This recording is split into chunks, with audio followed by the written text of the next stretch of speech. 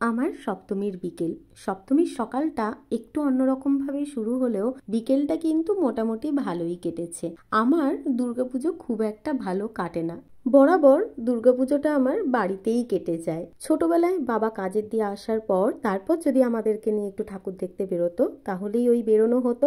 আর বিয়ের পর প্রথম বছর একমাত্র সারা রাত জেগে বরের সাথে কয়েকটা দিন ঠাকুর দেখতে বেরিয়েছিলাম। আর যবের থেকে বরের এরকম নাইট ডিউটি পড়া শুরু হয় তারপর থেকে তো দুর্গাপুজোর সময় আমরা একসাথে ঠাকুর দেখতে বেরোতেই পারি না। এইবার বাবিন যেহেতু একটু বড় হয়েছে, বাবিন তো বলেই বসলো, মা বাবা কেন আমাদের সাথে ঠাকুর দেখতে বেরোলো না, বাবাকে বলো না কাজে যেতে হবে না। বাবিন আর বুগ্গু এই দুই ভাইয়ের জন্যই আমার আর দিদির এই প্ল্যানটা করা।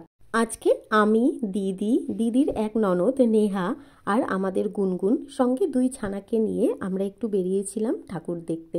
আর তোমরা কি জানো, আজকে দুই ভাই একসাথে হাত ধরে ঠাকুর দেখেছে। দেখতে দেখতে বাবিন আর বুগ্গু অনেকটাই বড় হয়ে গেল।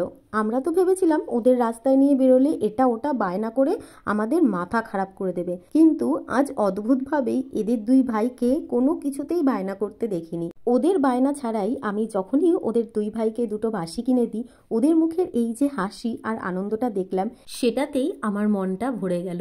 একেই বলে ছোটবেলা। এই ছোট্ট ছোট্ট গিফট পেয়ে ওরা যে কতটা খুশি হয়ে যায় তা তো ওদেরকে না দেখলে বোঝাই যেত না।